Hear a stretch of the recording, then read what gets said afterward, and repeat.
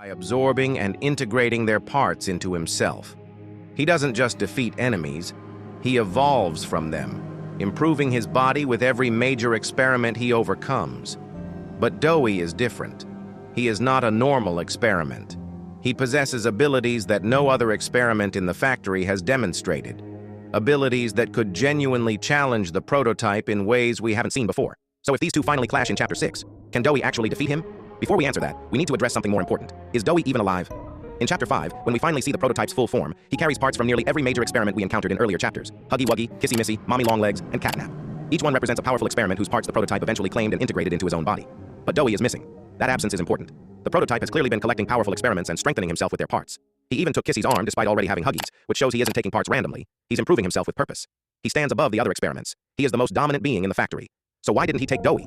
During our confrontation with the prototype, he repeats Doey's final words from Chapter 4, confirming that he was physically nearby when we were fighting Doey. And when you consider Doey's strength and his ability to reshape his own body, his parts would have been an enormous upgrade. Now you're probably thinking, but he's made of dough.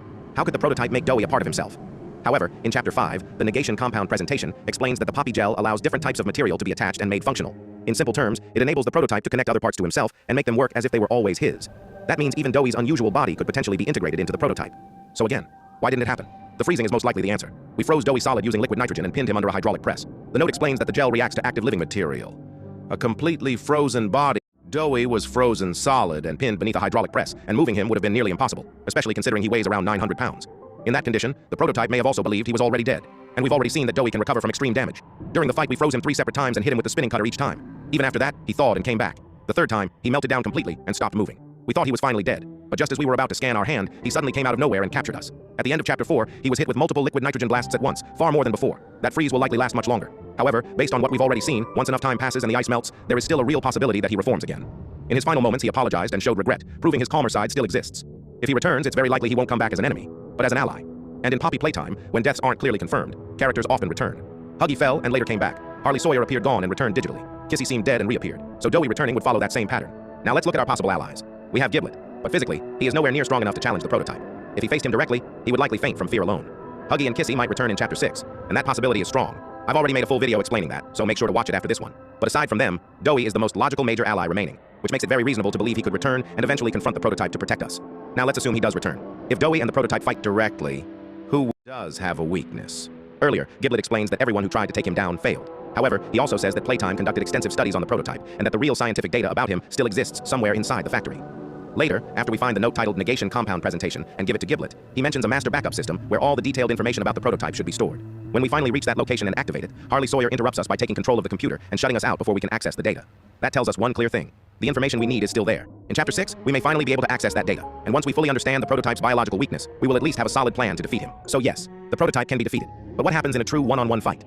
From Chapter 4, we know that Doey is made entirely of living, shape-shifting dough. He has no traditional organs, no fixed structure, and no clear weak point. That alone gives him an enormous durability advantage. The prototype, on the other hand, is built around a metal skeleton reinforced with grafted biological parts. From a structural standpoint, Doey is far more difficult to permanently damage, and that's only the beginning. Doey can reshape himself at will. In his massive form, he is comparable in size to the prototype. He can stretch his body, attack from underground, launch clay-like projectiles, and move rapidly across surfaces.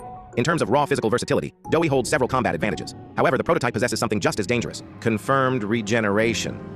As Giblet explains, we've seen him cling to walls, move at extreme speeds, and survive a catastrophic train crash. He continues functioning after explosions and electrocution, and unlike other experiments, he does not need food to survive. That gives him a significant endurance advantage.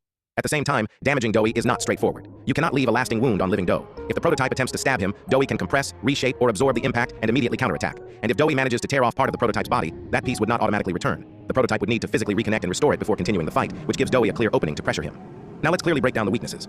The negation compound presentation confirms that there is a chemical capable of rendering the restorative gel inactive, effectively shutting down the system that allows the prototype to regenerate. We understand what this compound does, but we still do not know its formula. That is exactly why we were trying to access the master backup with Giblet, because it most likely contains the detailed research Playtime conducted on the prototype. Meanwhile, Doey's weakness is much more straightforward: extreme cold. Liquid nitrogen was able to freeze him solid before. When frozen, his body becomes immobile and his structural stability stops functioning properly. And then there's intelligence. The prototype is highly strategic. He observes situations, manipulates outcomes, and with Harley Sawyer's digital return, things could become even more complicated.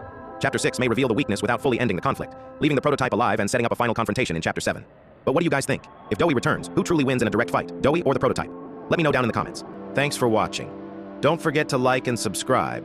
And if you want to talk with me directly, join my Discord.